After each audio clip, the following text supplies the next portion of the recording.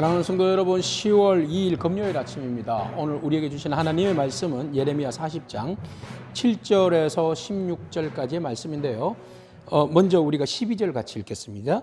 그 모든 유다 사람이 쫓겨났던 각처에서 돌아와 유다 땅 미스바에서 사는 그다랴에게 이르러 포도주와 여러 과일을 심히 많이 모으니라. 아멘. 바벨론 느부갓네살이 예루살렘을 점령하고 난 다음에 포로들 사람들을 끌고 갑니다. 그리고 그곳에서 더 이상 끌고 갈 수 없는 사람들이 있었죠. 그들을 우리는 성경에서 빈민이라고 이렇게 표현합니다.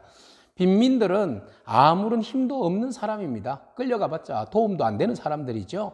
그래서 그 사람들을 남겨다 두고 그 사람들을 이렇게 도와줄 사람, 이끌어갈 정치인이 필요했죠. 그래서 그곳에다가 유대인 총독을 세웠는데 그 총독은 바로 그다랴입니다. 그다랴는 믿을 만한 사람입니다. 그래서 총독을 세우고 그 사람을 통하여서 이제 흩어진 사람들을 모으고 무너진 빈민들을 다시 세워가는 일들을 맡겨두었습니다. 기대했던 것처럼 그다랴는 예루살렘 또는 미스바에 남아서 흩어진 유대인들을 다시 모으고 빈민들을 모아서 때로는 친바벨론 정책적이라고 말할 수 있겠지만, 그러나 어쨌든 흩어지고 무너지고 상처 있고 고난당하는 이들 먹고 살아야 될 것 아닙니까? 그 사람들을 위해서 진정으로 수고와 노력을 아끼지 않았습니다. 그렇게 해서 빈민들을 향하여서 열심히 수고하고 노력한 끝에 많은 사람들이 다시 무너진 잿더미에서 일어나는 그런 부흥의 은혜를 누리게 되었습니다. 이 소문이 이제 각처에 흩어지게 되었고 퍼지게 되었습니다. 바벨론 포로로 인하여서 숨고 도망가고 광야로 들로 도망갔던 사람들이 있었죠. 그 사람들이 이 이야기를 듣고 다시 돌아오게 됩니다. 그들이 돌아와서 미스바로 돌아오게 되었고 또 돌아오면서 그다랴가 하는 이야기들을 듣게 되었습니다. 여러분, 우리가 이곳에 남아 있는 것들에 대해서 너무 절망하지 마십시오. 우리가 어차피 바벨론에게 지금 나라가 빼앗겨 있는 이런 상황이지만, 그러나 여기에서 우리가 최선을 다합시다.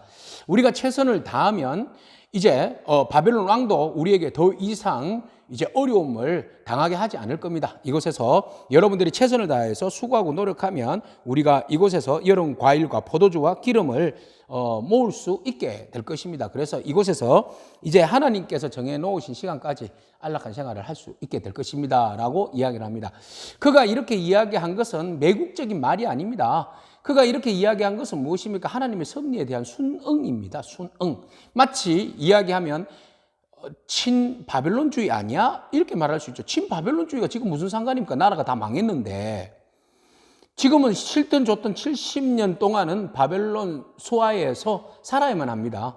바벨론에서 세운 총독의 말을 듣지 않으면 뭐 죽는 거나 마찬가지죠. 죽으려면 그냥 순응하지 않고 죽으면 됩니다. 근데 살려면 최악의 상황에서 최선을 다해야 될 거 아니겠습니까? 그래서 나갔던 사람들이 다시 먹고 살아야 하니까 돌아와서 그다랴의 말을 듣습니다. 그다랴의 말을 듣고 그곳에서 순응하면서 포도와 또 포도주 그리고 여러 과일 기름을 이제 얻으면서 살게 되었습니다. 이스라엘 백성들이 흩어져 갔던 사람들이 돌아오게 되었고, 특히 암몬으로 모압과 암몬 그 사해바다 동쪽으로 흩어졌던 도망갔던 사람들도 돌아오게 됩니다. 그 중에 어떤 사람이 있는데 바로 우리는 이제부터 눈여겨볼 사람이 있어요. 요하난이라는 사람입니다. 요하난이라는 사람이 이제 사람들과 더불어서 돌아와서 그다랴에게 이런 이야기를 합니다. 암몬 자손 왕 바알리스가 있는데 그 바알리스가 그다랴 당신의 생명을 빼앗으려고 이스마엘을 보냈어요. 그러니까 당신 조심해야 됩니다. 이스마엘은 당신을 언제든지 기회를 엿봐서 죽일 겁니다. 그런데 그 암몬 자손의 왕 바알리스가 누군지 아십니까? 이 사람은 반바벨론주의자예요. 그래서 어떻게 하든지 이 땅의 왕족 출신인 이스마엘을 통해 가지고 당신을 몰아내고 말이죠. 반바벨론주의자인 이 이스마엘 왕으로 또 세울 가능성이 있어요. 그러니까 어떻게 하든지 당신은 이스마엘을 경계해야 합니다. 그리고는 조용히 가서 말합니다. 당신이 나에게 허락만 해준다면 제가 이스마엘을 숙청해버리겠습니다. 이런 이야기를 하죠. 그러면 리더자는 사리분별을 분명히 해야 합니다. 이 사람이 지금 시기와 질투로 인하여서 이스마엘을 죽이려고 하는 것인지 아니면 이것이 정말 우리 공동체를 위한 것인지 사리분별력이 필요해요. 근데 그달의 결론은 무엇입니까? 에이, 그럴 리가 없어. 아니에요. 그 사람 만약에 숙청하지 않으면 지금 당신으로 인하여서 우리가 그나마 흩어진 사람이 모아 있고 그나마 이곳에서 안정되게 생활을 하는데 당신이 그 사람을 숙청하지 않으면 그 사람이 당신을 죽여버릴 거예요. 그러면 우리는 다 흩어질 거립니다. 흩어지게 되고 우리는 멸망하게 될 것입니다. 그러자 그가 이런 결론을 내립니다. 16절.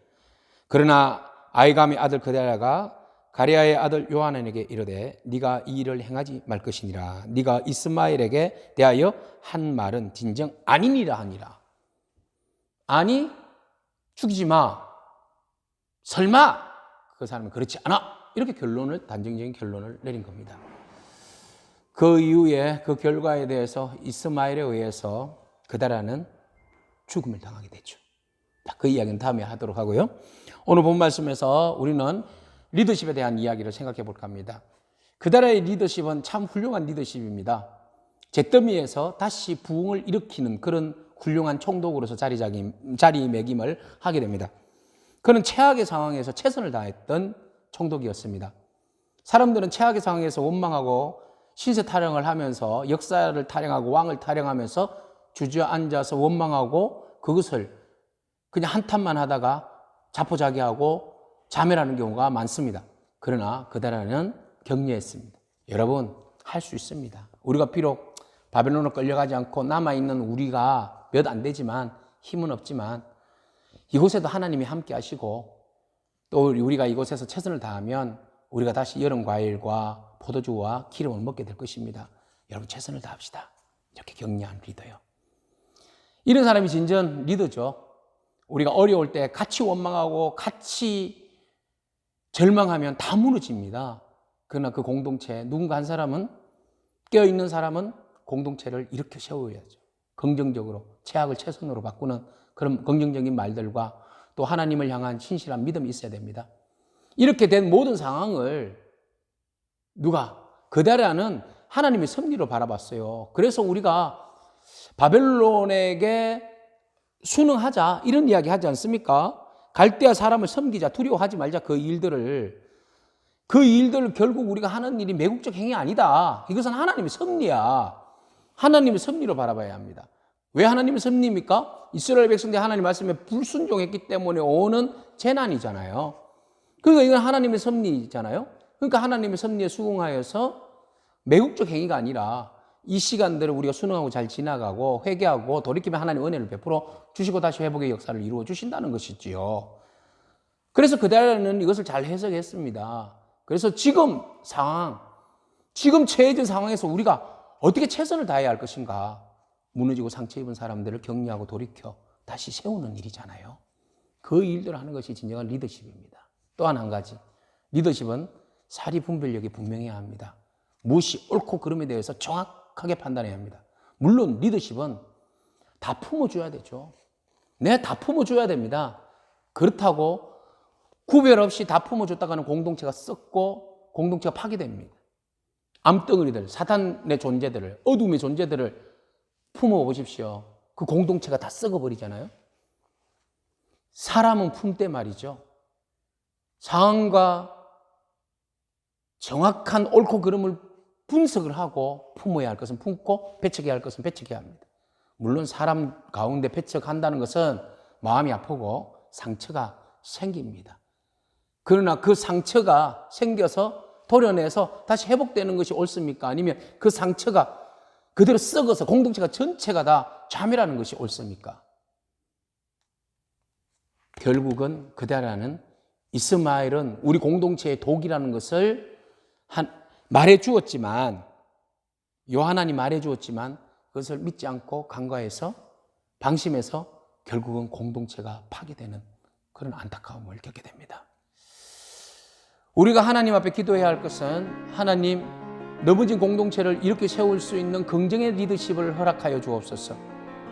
이 기도가 필요합니다. 리더십을 허락하옵소서. 이 기도가 필요합니다. 또 한 가지는, 하나님, 우리 공동체를 다 품을 수 있게 하시고 공동체 안에서 바르고 그릇된 것을 분명하게 분별할 수 있는 분별력을, 영적 분별력을 허락하여 주옵소서. 그렇게 해서 영적인 부분들을 해하고 파괴하는 어둠들은 단호하게 정리하게 하시고 상처 입은 영혼들을 치료하고 회복할 수 있는 능력이 우리 공동체 가운데 있게 해달라고 기도하고 공동체를 새롭게 건강하게 만들어가는 저와 여러분이기를 축복합니다. 기도하겠습니다. 하나님 감사합니다. 사람을 분별하는 지도자의 리더십이 이 땅에 정말 필요한 때입니다. 하나님 잘 분별하여서 상처 입고 어려움을 당한 영혼들은 다시 격려해서 이렇게 세우는 리더십이 되게 하시고 공동체를 힘들게 하고 병들게 하고 죽게 하는 그런 어둠에 대해서는 우리가 정확하게 분별하고 단호하게 정리함으로 하나님의 나라가 건강하게 세워질 수 있는 그런 능력의 분별력이 우리 리더십 안에 있게 하여 주옵소서. 감사합니다. 예수님에게 하신 이름으로 기도합니다. 아멘. 오늘도 믿음으로 승리하는 여러분 되기를 축복합니다. 아멘.